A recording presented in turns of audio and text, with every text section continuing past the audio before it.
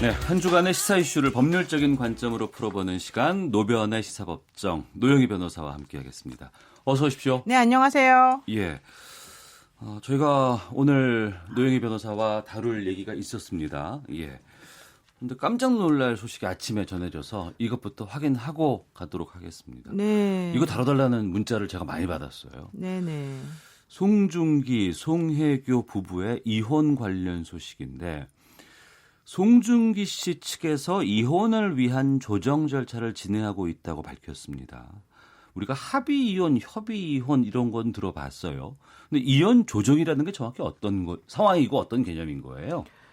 일단 서로 우리들이 이혼합시다 해가지고 도장 찍고 그냥 쿨하게 헤어지고 뭐 이러면은 협의가 되는 건데요. 네. 이제 그런 식으로 합의가 잘 안 되고 상호간의 의견이 조금 달라요. 그러면 법원에 우리 이혼시켜 주세요라고 신청을 하게 되죠. 그럼 한쪽에서 신청하겠네요. 그렇죠. 예. 네, 그래서 그거를 아예 재판으로 먼저 신청하는 경우도 있고 뭐 조정 신청하는 경우도 있지만 네. 조정하게 되면은 좀 빨리 끝날 수가 있어요.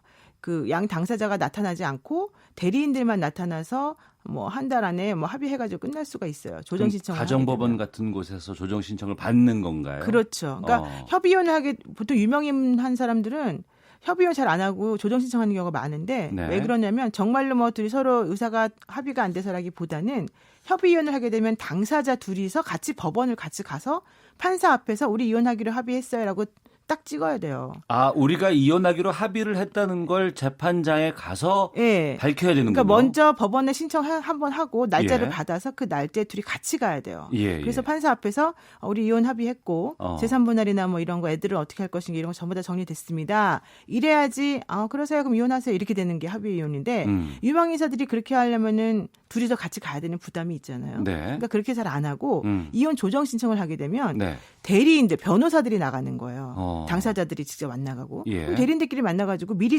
합의해놓은 그 조정안에 따라서 우리 이렇게 합의했으니까 이혼시켜 주세요라고 재판정에 가서 말하는 거예요. 그러면은 판사님들이 그러세요 이렇게 된다고요. 네. 그러면은 당사자들은 안 나가도 되고 절차도 빨리 끝나고 깔끔하죠. 그러면 오늘 같은 경우에는 지금 이혼 관련된 소식이 송중기 씨 측에서 지금 밝혔기 때문에 이것이 불거진 것이거든요. 일부에서는 이혼 조정으로 갔기 때문에 일방적으로 한쪽이 무슨 뭐 잘못을 했다거나 아니면 누군가가 이 이혼을 강행하려고 한다거나 이런 부분이었는데 지금 말씀을 들어보면 유명한 사람들은 굳이 법정에 마주치지 않기 위해서 대리인들을 위해서 하기 위해서 이 절차를 한다고 하는데 지금 송중기 씨께서 밝힌 입장 같은 걸 보시면 어떤 쪽이라고 보세요? 노영희 변호사께서 추측하시기에는.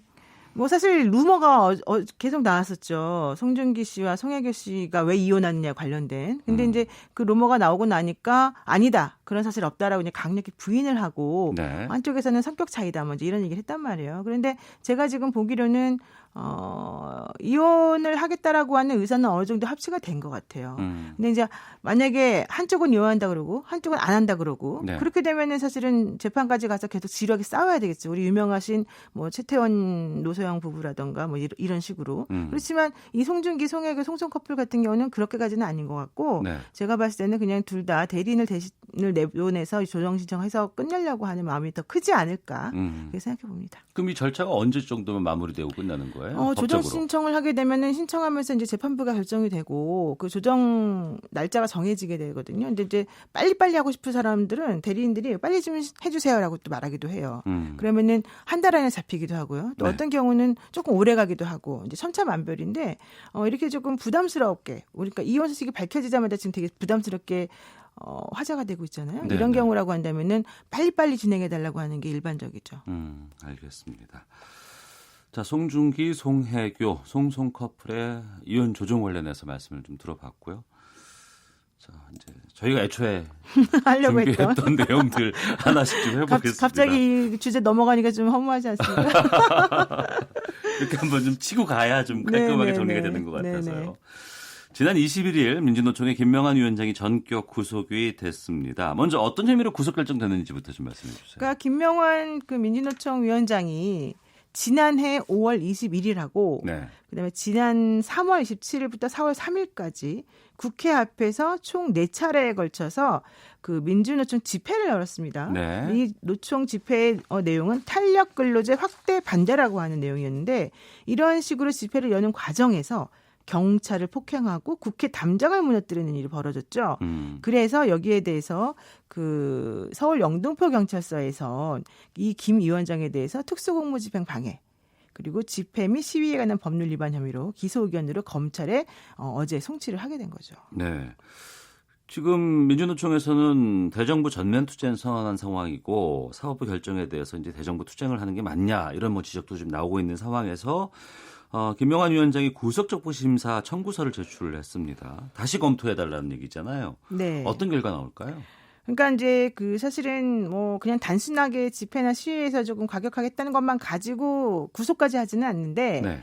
이 김영환 위원장 같은 경우에는 이제 특수 공무집행 방해라고 나오잖아요. 이게는 조금 과격의 정도가 심했다, 너무 위험했다 이런 얘기였는데 이렇게 해서 그때 처음에 구속을 해달라고 신청했더니 법원에서 도주 및 증거인멸 우려가 있다 그러면서 이제 구속을 시켰단 말이에요. 네. 근데 김명환 위원장 같은 경우는 유명한 사람이고 활동을 사회적으로 하기 때문에 사실 도주 우려 같은 경우는 좀 없어 보이는데 네. 도주 및 증거인멸 우려가 있다고 법원이 인정한 거는 좀 상당히 상황이 심각했다는 얘기가 돼요.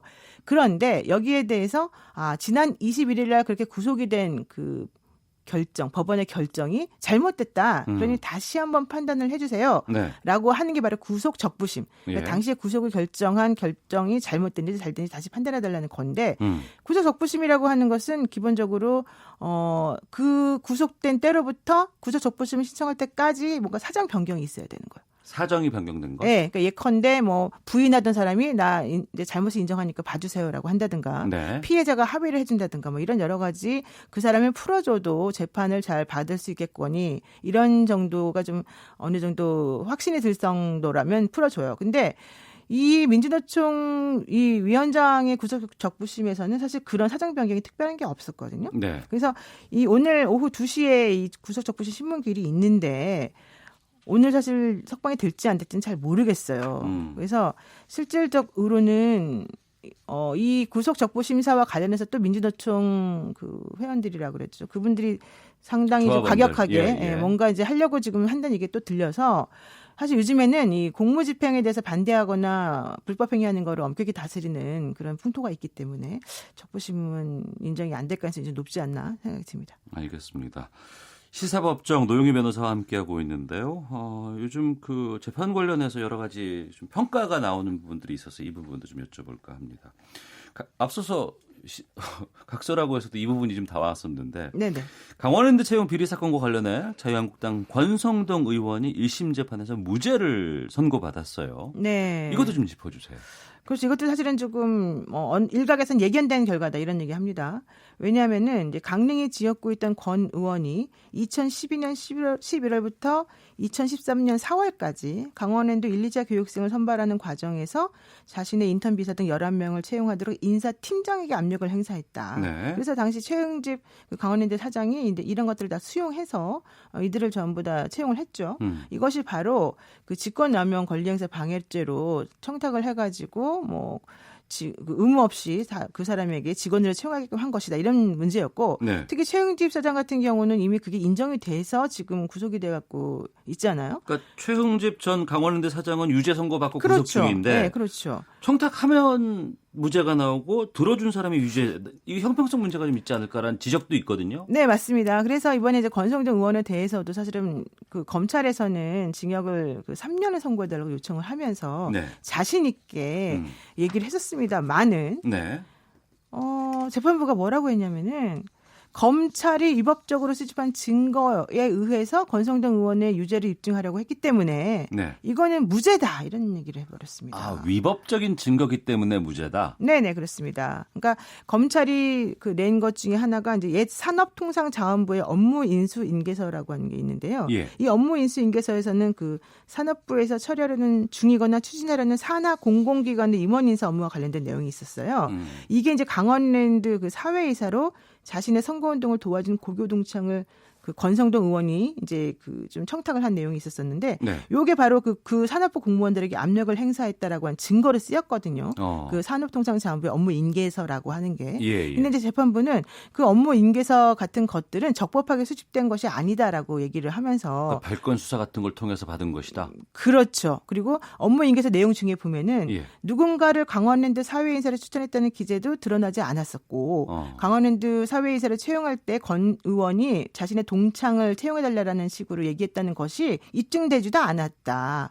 그렇기 때문에 여기에 대해서는 무죄라고 선고할 수밖에 없는 것이다. 뭐 이런 얘기를 했단 말이죠. 그래서 이제 이런 식의 여러 가지 것들이 사실은 전반적으로는 검찰이 한 수사가 무리하다라고 하는 법원의 심증을 지금 드러낸 건 아니냐 이렇게 얘기되고 있습니다. 노영희 변호사께서 보시기에도 좀 그 검찰의 증거 수집이 좀 무리한 부분들이 좀 보이십니까? 근데 사실 그게 이제 항소심에서 다뤄줘야 될 집중적인 무리한지 아닌지에 대해서 그러니까 위법했는지 안 했는지 이런 쟁점들인 건데요. 사실 그 부분에 대해서는 조금 의문의 여지는 좀 있어 보이고요. 네. 또 아까 말씀하신 것처럼 최응집 사장은 이미 유죄 선고받고 구속이 돼서 청탁을 들어준 사람은 유죄가 됐는데 한 사람은 무죄다. 이제 이 부분이 좀 이상하지 않습니까? 그래서 저는 이번에 이제 재판부가 엄격하게 이거를 따지려고 했던 그런 태도 이런 것들도 사실은 조금 살펴봐야 될 필요는 있을 것이다라고 생각을 조금 하고 있습니다. 상당히 엄격하게 본 것 같다는 느낌은 드시는군요. 네, 그렇습니다. 네. 그런데 지금 이 청탁 수사받고 있는 현직 국회의원이 또 있습니다. KT 채용비리 혐의 받고 있는 김성태 자유한국당 의원인데요. 이번 이 무죄 판단이 KT 채용비리 수사에도 영향을 끼칠 수 있어요? 어때요? 그러니까 이게 두 가지 관점에서 봐야 되는데요. 시간이 없으니 짧게 말씀드리면 국회의원이 그런 식으로 그 청탁을 하는 것이 국회의원의 본연의 직무 범위 내라고 생각해서 그 직무 범위 내에서 자기가 강요적으로 그 다른 사람에게 뭐 청탁을 했다라고 하면은 그게 바로 이제 그 직권남용 관련해서 방해죄가 되는 거란 말이에요. 근데 국회의원의 권리나 뭐 직무 권한 범위 내에 남한테 인사 청탁을 해야 된다 이런 건 없잖아요. 없겠죠. 당연히 없어야죠. 그러니까 직권남용 관련해서 방해죄라고 하는 것 자체가 성립이 안 된다는 의견이 이제 있단 말이에요. 그렇지 않겠습니까? 또 하나 두 번째 문제는 아까 말씀드린 것처럼 권성동 의원의 경우와 똑같아요 지금. 증거가 사실은 제대로 그 증거가 의미하는 게 뭔지는 두 번째 치고 증거 수집 절차의 문제다라고 하는 걸 지금 법원에서 걸고 넘어졌단 말이에요. 증거 자체보다 또 수집 절차에 대해서도 또 판단해봐야 된다. 그렇죠. 그러니까 증거가 가리키는 거는 뭐 달을 가리키고 있다고 치더라도 실제 그 달을 가리킨 손가락이 뭐 문제가 있다 그러면은 그건 잘못이다라면서 아예 결정을 안 내린 건데 이번에 김성태 자유한국당 의원도 아마 그런 식으로 변명을 할 가능성이 높다는 거죠. 네. 좀 앞으로 계속 뭐 항소심까지도 봐야 되고 또 그렇습니다. 이건 좀 1심 또 판결까지도 좀 지켜봐야 되는 상황이 아닌가 싶습니다. 자, 노변의 시사법정 여러 지금 법적 상황 살펴봤습니다. 노영희 변호사와 함께했습니다. 오늘 말씀 고맙습니다. 네, 고맙습니다. 예.